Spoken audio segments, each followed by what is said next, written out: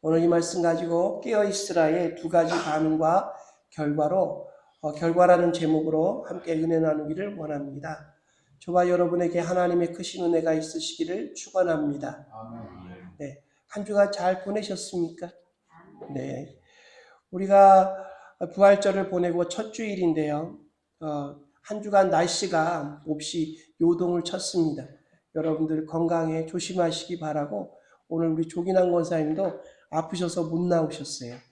여러분들이 기도해 주시기를 바라고, 또 여러분들 스스로의 건강도 잘 지켜가시기를 바랍니다. 깨어있으라는 말로 오늘 말씀을 읽었습니다. 성경에 장과 절수가 나와 있지만 원래는 장과 절수가 없이 기록되어 있습니다. 나중에 장과 절수를 만들어서 집어넣습니다. 그래서 우리가 성경을 구분할 때에 어떤 문장 아니면 어떤 이야기로 이렇게 구분해서 이제 장과 절수를 나눈 거지만, 원래는 이 저자들이 성령의 충만함을 입어서 성경의 흐름을 따라서 이 성경을 우리에게 준 것으로 우리는 봐야 합니다. 따라서 여러분이 잘 아시는 예수님 발에, 또 예수님 머리에, 오늘 말씀에는 머리라고 했는데요, 향유를 부은 그 옥합을 깬 여인에 관한 이야기를 우리가 중심으로 흐름을 쫓아서 성경이 어떤 흐름으로 이야기하는가에 대해서 우리가 조금 이야기하고, 말씀의 정확한 의미를 쫓아가면서 우리 예수님 또 하신 말씀을 다시 한번 우리 삶 속에, 또 여러분의 영적인 신앙 속에 좀 심으셨으면 좋겠습니다. 이 깨어있으라라는 말은 13장 37절에 마지막 절에 내가 너희에게 하는 이 말이 모든 사람에게 하는 말이라, 저와 여러분도 여기에 포함되는데 37절에만 있는 게 아니라 앞에 35절에 33절에 깨어있으라 깨어있으라 깨어있으라 예수님이 3번이나 말씀하신 중요한 말씀입니다. 언제 이런 말씀을 하셨는가? 십자가에 달리시기 전 이제 종말에 관한, 세상의 마지막 때에 예수님이 다시 오실 때에 이야기를 하시면서 그 이야기의 결론부, 그 종말을 어떻게 우리가 기다려야 되는가, 마지막 때를 우리가 어떻게 알 수 있는가, 그때가 되면 우리가 무엇을 해야 되는가, 믿는 사람이라면 그때를 어떻게 준비해야 되는가에 대한 예수님의 아주 중요한 강화죠. 설교의 끝부분의 결론으로서 예수님이 깨어있으라 3번 말씀하신 겁니다. 우리가 한번 옆에 분들하고 인사하시면 좋겠습니다. 깨어 있으십시오. 우리 인사하시면 좋겠습니다. 네. 몸이 피곤하시면 주무실 수도 있습니다. 제가 말리는 건 아니고, 깨어있으라는 말은 한마디로 말해서 깨어있지 못하다는 말을 전제로 하고 있습니다. 뭐가 깨어있는 거고 깨어있지 못한 건지, 깨어있으라고 하신 말씀은 제자들에게 하신 말씀이지만 모든 사람에게 하신 말씀이라는 이 말을 우리가 되새겨보면 예수님의 앞에 있는 사람들은 깨어있지 못한 사람이라는 걸 전제로 하고 있습니다. 우리 한인 커뮤니티 교회에 깨어 있으신 분들이 많으시기를 주님의 이름으로 축원합니다. 그래서 성경이 이제 자연스럽게 깨어 있으라 하는 얘기에서 첫 번째로 얘기하는 것은 예수님을 잡아서 이제 죽일 기회를 엿보는 유대 종교 지도자들의 어떤 이야기를 싣고 있습니다. 다시 말해서 예수님을 유월절과 무교절에 잡아서 이제 죽이려고 하는데, 예수님의 인기가 너무 크니까, 예수님이 예루살렘 성에 입성하실 때 사람들이 환호하는 것을 보면서 온 성이 정말 떠들썩한 그 일을 보면서, 야, 인기가 너무 많아서 우리는 이번 유월절 무교절에는 예수를 잡지 말자, 이렇게 그들이 논의했다 하는 얘기입니다. 기회가 없어, 이렇게 말하고 있습니다. 다음 기회를 보자, 이렇게 말을 했는데 기회가 이제 왔어요. 오늘 여러분이 읽은 제일 마지막 말씀을 보면 가룟 유다가 예수를 그들에게, 작당한 그들에게 어떻게 넘겨줄 기회를 보더라. 이렇게 나와 있습니다. 깨어있으라와 기회라는 말은 굉장히 밀접한, 분명히 깨어있으라의 의미 속에 그것이 들어가 있다 하는 것을 말합니다. 결론부터 좀 말씀드려보면, 돈을 벌려면, 아니면 성공하려면, 잘 살려면 우리가 다른 사람이 보지 못하는, 그렇죠? 다른 사람들이 놓치고 지나가는 것을 볼 수 있는 눈이 있어야 된다. 세상에서도 그렇게 말합니다. 후회 없는 삶을 하려면, 어두우면, 세상 물정 모르면 그 일을 할 수 없기 때문에 분명히 눈 뜨고 코 베어가는, 눈 뜨고 귀 떨어지는 그런 상황을 당할 수밖에 없기 때문에 우리가 정신 바짝 차리고 살아야 된다. 이렇게 말할 때에 깨어있으라는 말도 분명히 통하는 말입니다. 우리가 나 그때 정말로 몰랐어. 정말 그때 알았으면, 아무도 나한테는 가르쳐주지 않았어. 그때 내가 그렇게 바보같이 내 앞을 지나가는 기회를 놓치지만 않았더라도 이렇게 될 줄 내가 몰랐지 하는 그런 이야기들은 지나간 기회에 대한 이야기고, 자신의 어두움, 자신이 그 기회를 잡지 못한 한탄해하는 그런 이야기들입니다. 그런 이야기를 우리는 흔히 할 수 있습니다. 그런데 예수님을 잡지 못하겠다, 이제 이번 기회는 못 살려 하고 지나갔는데, 오늘 말씀에 보면 가룟 유다라는 사람이 그 기회를 다시 살려주는, 자신들 대신 사람들에게 욕먹어줄 아주 기가 막힌 사람이 그들 앞에 등장합니다. 자신들의 동료가 아닌, 아시다시피 예수님의 제자, 그것도 따라다니는 사람들을 보면 12명, 70명, 120명, 500명 이런 식으로 예수님과 이렇게 친한 정도를 따질 수 있는데, 제일 예수님 옆에서 가까이에 있는 12명의 사도라고 불리는 사람들 중에 하나가 와가지고 자신들에게 예수를 너희들에게 넘겨주겠다, 다시 기회를 이렇게 살려놓는 것을 보게 됩니다. 이 유다의 마음에 어떤 생각이 들었을까? 성경에는 아주 단순하게 얘기합니다. 사탄이 들어가 확신을 주었다. 예수님이 자신들이 원하는 왕이 되지 않고 십자가에 죽으려고 하는, 그래서 3일 만에 부활하겠다고 말은 하지만 부활한다는 말은 말도 안 되는 소리고, 그가 생각하기에 지금까지 예수님을 쫓아다니며 사도로서, 특히 가룟 유다는 돈깨를 맡은 사람이라고 했습니다. 그 예수님의 사람들이 들어가는 모든 재정적인 것을 다 이렇게 살펴보는 사람인데, 3년간, 무슨 말입니까? 마이크가 이건가요? 3년간 수고료를 어떻게 되돌려 받나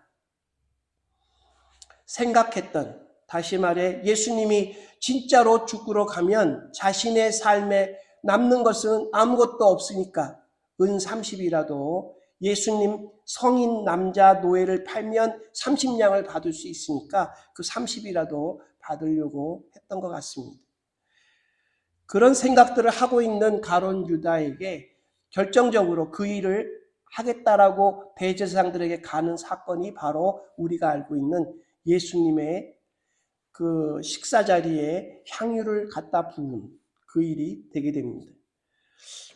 은 30냥이 아니라 정말로 300데나리온이나 되는, 지금 미국 돈으로 따지면 5만 불에서 어떤 분은 10만 불까지도 얘기하는 그런 큰 가치를 가진, 그 당시 이 여인들이, 젊은 여자들이 시집갈 걸, 이게 왜 이러나요? 시집갈 것을 생각해서 모으던 혼수 자금, 그 자금에 대한 부분을 자기 손에 쥘 수 있었는데, 예수님께 가져온 거면 자기 손에 쥘 수 있었는데 그 기회가 날아가 버린 그런 거죠.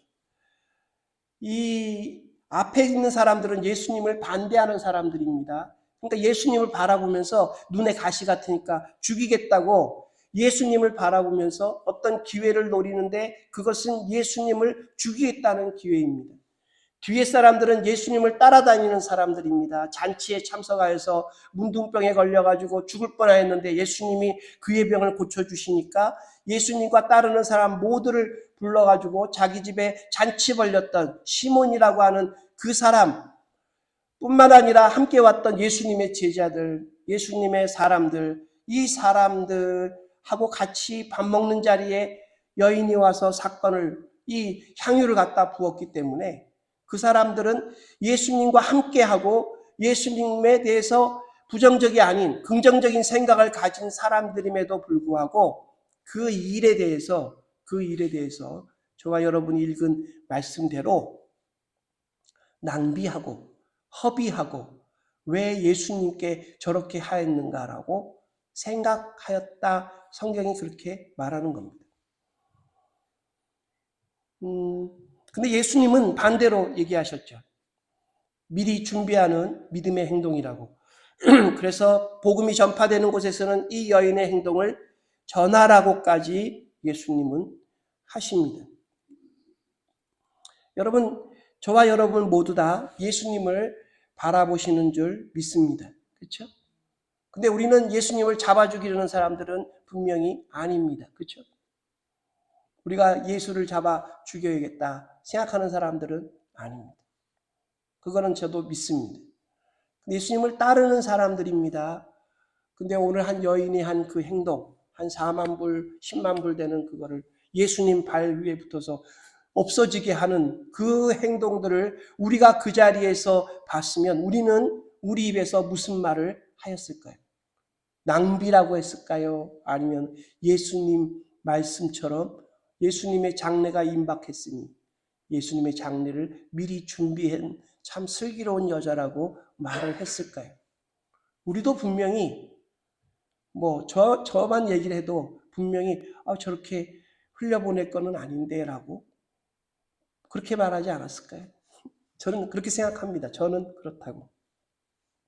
전도도 하고 선교도 하고 예배도 하고 기도도 하고 찬양도 하고 성경도 읽고 교회도 건축하고 하는 그런 일들에 대해서 우리 스스로가 무엇 때문에 무엇라고 생각해서 그런 일들을 하고 있을까요? 이 얘기를 하고 있는 겁니다. 문둥병이 다 나은 바리새인 시몬에 관한 이야기가 누가복음에 또 나옵니다. 거기에 여인이 죄인으로 등장합니다. 그 여인은 예수님이 앉은 자리에 와서 눈물로 발을 닦습니다. 그 머리에 향유를 부어서 이렇게 하니까 사람들이 죄인인 여자가 와가지고 이렇게 한다 얘기를 한 예수님께서 주인을 부릅니다. 문둥병이 나은 그 시몬을 불러다가 얘기합니다. 왜 그 여인을 그렇게 하느냐? 가만히 두어라. 너는 내가 이 집에 들어올 때 발 씻은 물도 주지 않았는데 저 여인은 눈물로 내 발을 씻어주었고 너는 내 머리에 기름을 이렇게 발라서 내가 주인공이라는 것을 보여주지도 않았는데 저 여인은 지금부터 와가지고 내게 향유를 부어서 정말로 내 몸에 온 몸에 사람들이 나를 보게끔 주인공임을 알게끔 하였고 너는 내게 입맞춤도 하지 않았는데 저 여인은 끝도 없이 계속해가지고 발에 입맞춤을 하면서 나를 존중해 주었다 하는 이야기가 거기에는 또 실려 있어요.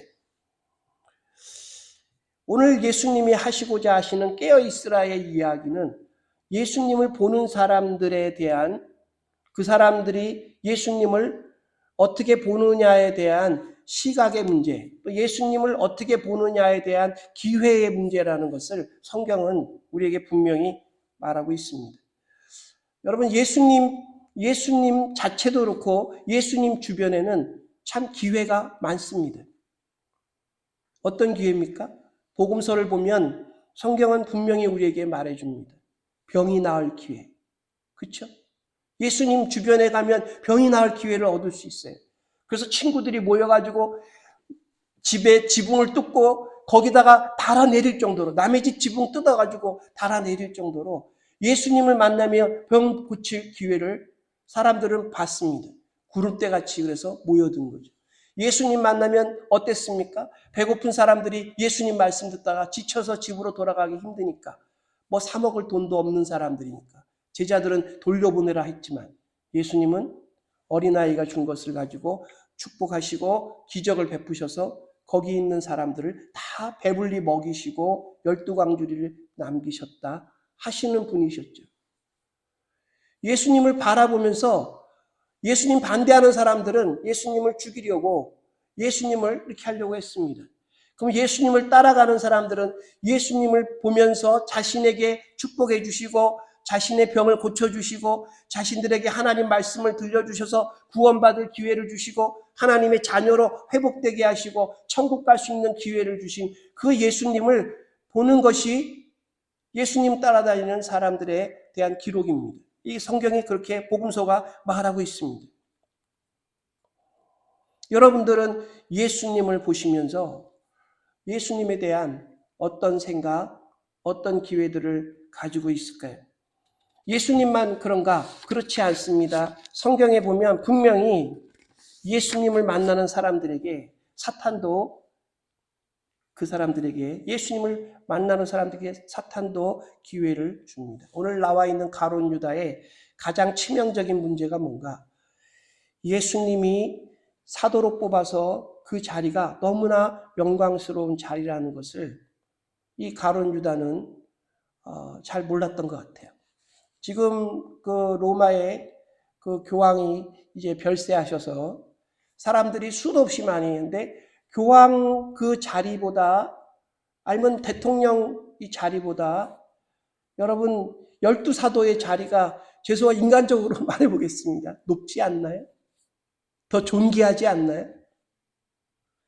가룟 유다는 그 자리를 얻었던 사람입니다. 예수님이 뽑아서 주셨어요. 자기가 되고 싶어 되는 자리도 아니고 성경에 보면 수많은 다른 헌신자들이 많았음에도 예수님이 12사도를 뽑아서 그 이름을 하나하나 불러가며 사도로 12제자를 사도로 임명하신 것을 우리는 볼 수 있습니다. 12사도 이후에 사도 바울이 있지만 그 다음에는 사도가 없어요. 있다고 주장하시는 분들도 있지만 성경에는 없습니다. 그 기회를 분명히 줬습니다. 근데 그가 예수님 옆에서 3년이나 같이 있었음에도 불구하고 그는 예수님을 어떻게 바라봅니까?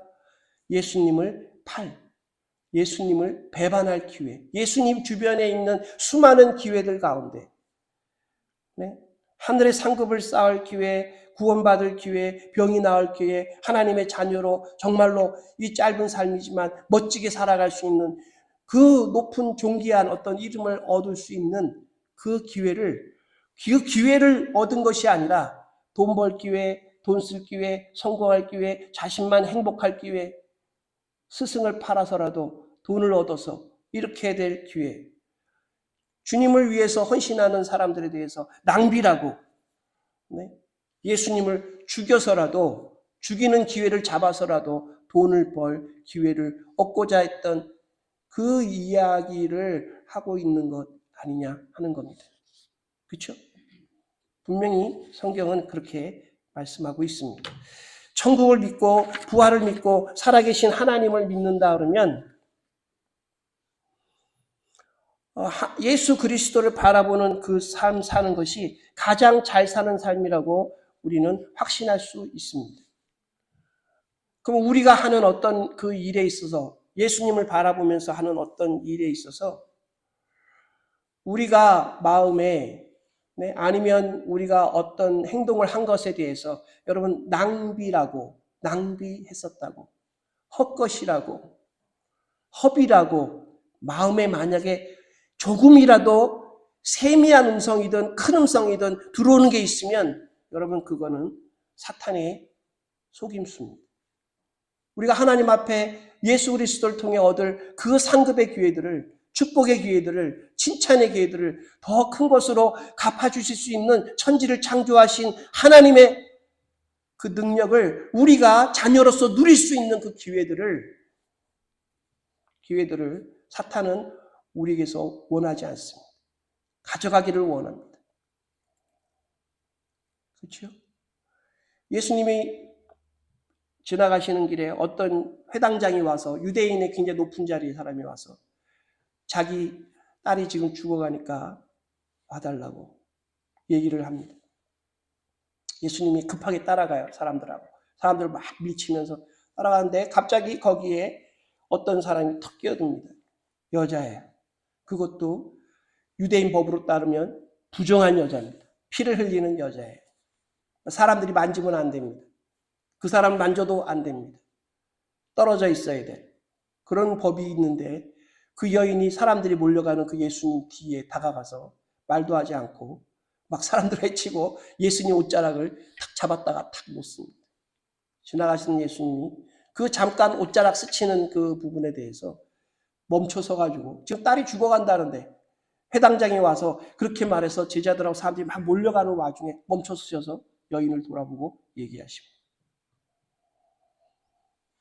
성경이 말하는 게 여러분 뭐겠습니까? 그 기회, 옷자락에 손만 닿아도 내가 나을 거라고 믿었던 그 믿음의 기회. 예수님이 계시니까. 다른 사람 옷자락은 아니지 않습니까? 그 여인의 그 기회. 야이로라고 하는 그 회당장도 저는 보면은 너무 놀라운 게 끝까지 중간에 예수님이 그 여인하고 한동안에 사람이 와서 딸이 죽었습니다 말을 했어요. 그런데도 예수님이 말합니다. 걱정하지 마라. 가서 예수님이 살려줄 때까지 성경에 보면 그 야이로 회당장이 끝까지 예수님에 대해서 뭐라고 그 여인에 대해서 뭐라고 하는 기록이 하나도 없습니다. 참고 있는 거죠. 예수님이 응답하실 때까지. 그래서 그들은 병도 낫고 딸도 다시 살았습니다. 그 기회를 얻은 거죠. 오늘 성경에서 사람들이 말하는 그 입의 말, 사람들은 이구동성으로 말합니다. 저 여인이 예수님이 한 것은, 예수님에 대해서 한 것은 낭비라고, 헛짓거리라고, 쓸데없는 짓을 했다고. 여러분, 우리는 말하는 것에 우리 안에 우리가 했던 어떤 주님에 대해서 아니면 신앙에 대해서 했던 것에 신중을 기해야 합니다. 좀 예를 들어 제가 먹을 것에 신중을 기해야 합니다 하면 여러분들이 아마 동의하실 거예요. 요즘에는 참 그 관심이 많으니까요. 사람에 있어서 먹고 마시며 즐거워하는 것만큼 인간을 살맛나게 하는 것은 없다라고 저도 생각합니다. 배부르고 등 따시면 세상에 부러울 것이 없죠. 안 아프면 딱 그게 중요하지만 전도서에서도 보면 인생의 낙이란 먹고 즐거워하는 것이라고 성경에도 말하고 있습니다. 저와 여러분이 60세 이전까지지만 통계를 보면 사람이 먹는 1년에 먹는 음식의 양은 1톤입니다. 60세까지 사셨으면 63톤을 드신 거예요. 그래서 그 우스갯소리가 있지 않습니까? 먹다 남긴 것 지옥에 가면은 다 먹어야 된다는 그런 얘기를 누가 우스갯소리를 들으면 과식이나 폭식, 음식 버린 것에 대한 조금 양심이 찔리는 그런 일도 있지 않습니까? 근데 말에 대해서 성경이 분명히 말합니다. 마태복음 12장 36절, 37절에 보면 심판날에 이 우리말 번역입니다. 너희가 함부로 뱉은 모든 말에 대해서 해명해야 할 것이다. 네가 한 말로 의롭다함을 판정받기도 하고 네가 한 말로 죄가 있다는 판정을 받기도 할 것이다. 오늘 말씀으로 대비해 보면 이구동성으로 사람들이 다 똑같이 저 여인이 예수님에 대해서 저렇게 한 거는 낭비야, 허비야, 가난한 사람들에게 주었더라. 예수님 말고 가난한 사람들이 주었더라면 더 좋았을 텐데 라는 생각을 그들은 서슴지 않고 뱉었습니다. 그들과 똑같이 우리도 그렇게 말할 상황이었다는 사실을 여러분 염두에 두시고 이 엄청난 이 재물을 잘못 썼다는데 사람들은 동의하고 그렇게 말하고 허비라고 말하고 낭비라고 말하는 건데 그런 분위기에 있던 예수님의 제자 가룟 유다는 한 발 더 나가서 반대파들이 예수님을 죽이겠다는 그 이야기와 예수님이 십자가 지신다는 그 말씀을 듣고 예수님을 팔아 돈 벌 기회로 일을 저지르고 마는 겁니다. 나는 나로서 살고 싶다.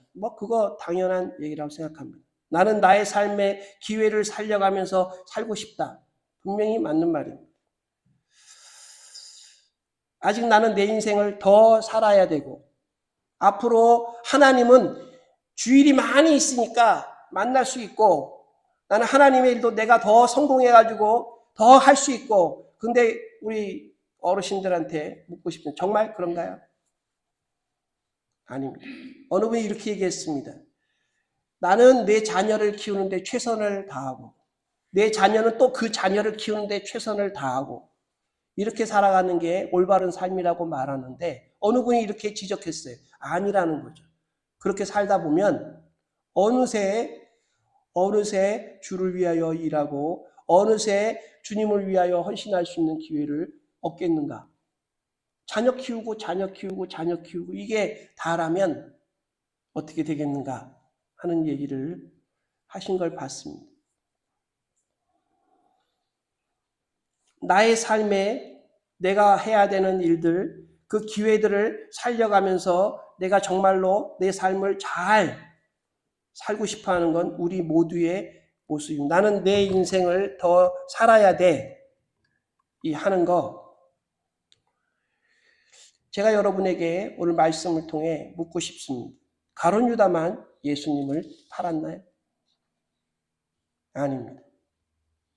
우리 모두 기회를 찾아 언제든 예수님을 외면하고 팔고 세상적으로 깨어있는 세상적으로 무언가를 얻을 수 있는 기회를 그게 우리 삶에 도움이 된다면 예수님은 잠깐 옆으로 가 계시고 그리고 그렇게 하지 않고 반대로 택하는 것은 주님을 위한 희생은 낭비고 허비고 헛수고고 이렇게 보는 거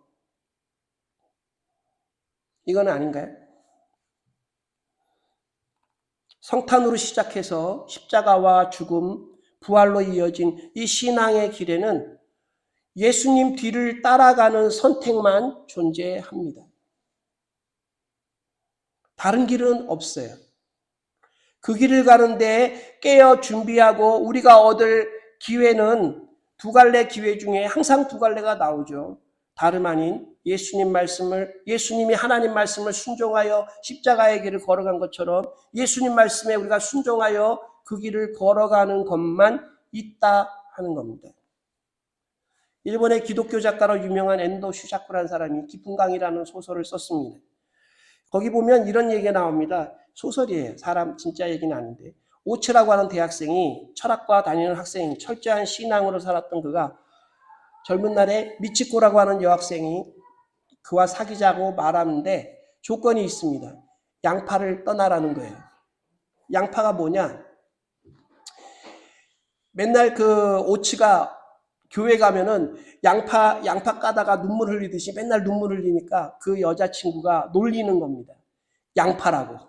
예수님을 양파라고 놀리면서 나랑 사귀려면 양파를 떠나. 이렇게 말하니까 이 오츠가 사랑에 미쳐가지고 예수님 양파를 버리고 미치코에게 갑니다. 그래서 살다가 그녀가 또 버려버리고 다시 오츠가 예수님께 돌아옵니다. 돌아온 오츠에게 예수님이 말씀하십니다. 나도 너와 같이 버림받았었단다. 근데 나는 너를 결코 버리지 않는단다. 오츠가 주의 말씀을 듣고 이제 프랑스에 가서 신학 공부를 마치고 돌아와 일본에서 일하는 게 아니라 인도에 그 바라나시라고 하는 최하층민, 불가촉 천민들이 있는 정말 최하층민에 가서 복음 전하는 선교사의 삶을 살게 됩니다. 인도 사람들의 소원이 뭐냐?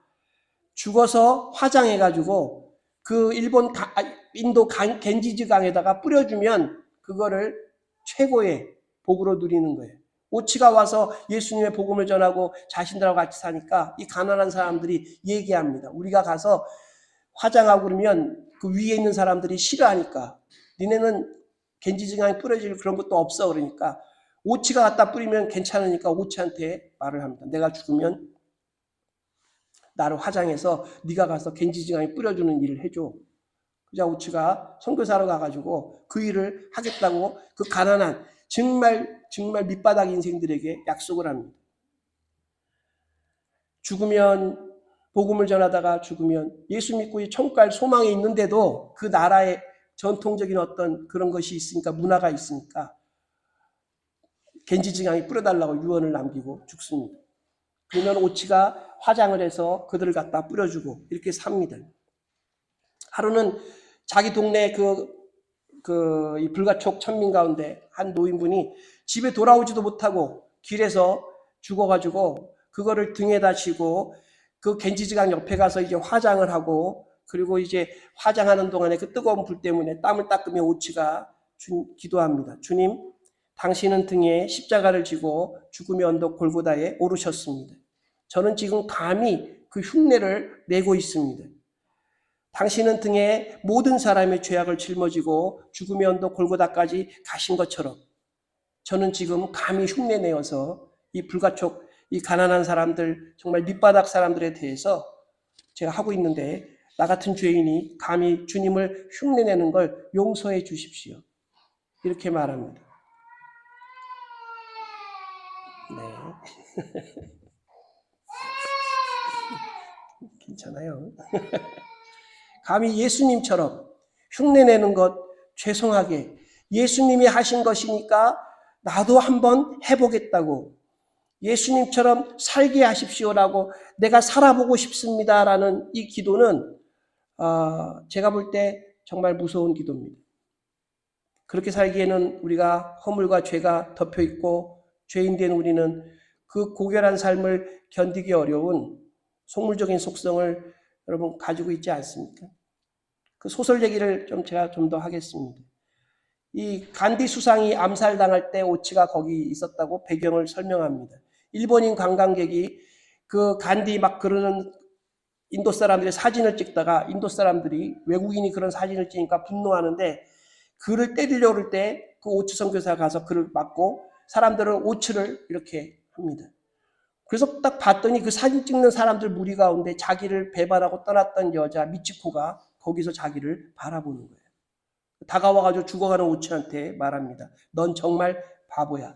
그런 양파를 위해서 일생을 바치고 네가 양파를 흉내낸다고 해서 세상이 바뀔 리가 없잖아. 무시만 당하다가 이렇게 네 목이 부러져 죽어가잖아. 그냥 오치가 말합니다. 나의 인생은 이것으로 정말 만족해. 이것으로 정말 좋아. 그 기독교 작가 엔도 슈자쿠가 오치를 통해서 말하고 싶은 거에 대해서 그 책을 쓰고 나서 말했습니다. 예수가 주인된 사람, 예수를 사랑하고 따라가는 사람, 버려진 사람들을 등에 업고 겐지즈강에 가서 그들의 소원을 들어주는 사람, 다른 사람 살리려다가 짓밟혀 죽는 것도 감사하는 사람, 우리 삶이 주님의 흉내내기라도 이렇게 할 때 주님을 닮아가고 주님의 얼굴을 조금이라도 뵙기 원하는 이 모든 것이 낭비가 아니라 허비가 아니라 주님의 길을 쫓아가는 진짜 준비된 사람의 삶이라고 이렇게 말합니다. 여러분 예수님에 대해서 이렇게 향유옥합을 깨뜨린 것에 대해 오늘 이후로는 여러분이나 저나 이것을 낭비했다라고 말하는 그런 삶을 살아가는 분들에 대해서 우리가 저렇게까지 할 필요가 있어라고 말하는 그런 일은 없어야겠다 생각합니다. 예수님이 하나님 말씀에 전적으로 순종하여 십자가 길을 택하신 것이 그 시대의 그 사람들이 정말로 예수님이 저렇게 허무하게 죽어서는 안 되는데 저렇게 젊은 예수님이 그렇게 말하는 그걸 쫓아가는 게 아니라 우리도 기꺼이 주님의 뒤를 따라서 살아가는 삶을 살겠습니다라고 하는 게 우리 신앙의 정수라는 겁니다. 그게 진짜 신앙의 모습이라는 겁니다. 흔들릴 때는 있고 사탄의 시험에 예수님을 배반할 때도 있고 버림받을 때도 있고 버릴 때도 있지만 그런 겁니다. 오늘 말씀의 결론을 맺고자 합니다. 제가 군대에 있을 때 그 장성에 별이죠, 별 다신 분들이 많았어요. 그 별 다신 분들은 나이가 많을 것 같지만 50대입니다. 여러분 별을 달면 50밖에 안 돼요, 나이가. 근데 이제 제대하고 나면 60이 안 되거든요, 거의. 그러면 어떻게 사는가? 이분들이 어떤 한 장로님 부부인데 별을 달고 살다가 했습니다. 이 마이크. 하나님 앞에 부끄러움 없이 어떻게 자기 삶을 마무리할까 고민하는 중에 정말로 은혜를 받고 일본에 가서 선교해 보겠다는 권유를 받고 일본으로 건너갑니다. 2, 3년 동안은 정말 어려운 고생하고 전도 나가면 괄시당하고, 그리고 자기 같이 하던 그 동료들 중에서 이제 제대한 후에 이 나라 저 나라 놀러 다니면서 일본에 관광 온 사람들이 있으면 만나면 이 선교사로 나간 이 장성 이 부부는 그들의 모습에 비해 자신들이 초라하게 보일 수밖에 없었답니다. 그런데 이제 시간이 지나고 결시 전도해가지고 한 20명 모이는 그 교회에 거기서 이제 신앙생활을 하고 있는데, 공기 좋은 하와이나 골프나 치며 살던 그 전직 장관까지 된 그 별 친구가 일본에 와가지고 좀 쉬겠다고 하더래요. 그래서 쉬라고 이렇게 자기가 집도 마련해주고 쉴 곳도 마련해주고 같이 밥도 먹고 했더니, 이제 떠나는 그 날 자기를 부르더니 얘기하더랍니다. 너의 선택을 나는 무시했는데 지금 너무나 옳았다고 생각하냐. 그럼 왜 너는 그리스도인도 아닌데 이렇게 말하냐 했더니, 삶의 의미가 너는 있어 보인다. 믿지 않는 사람이 그렇게 말하다. 여러분, 예수님을 닮아 우리가 다른 사람들에게 손가락질 받는, 허비하는 삶, 낭비하는 삶, 잘못된 그런 식의 어떤 삶을 살아가고 있는 것처럼 보이지만, 이것은 정말 영원한 의미가 있는 삶인 것입니다. 복음이 전파되는 곳마다 그 여인이 그 4만 불 정도, 크게 봐서 10만 불 되는 그 향유옥합을 예수님 발에 부었건 머리에 부었건 간에 부어서 눈물로 자기가 흘리며 예수님의 장례를 준비한 그 일이, 이게 영원한 의미가 있는 그런 일로 예수님을 통해 바뀐다는 사실을 성경이 우리에게 보여주고 있지 않습니까?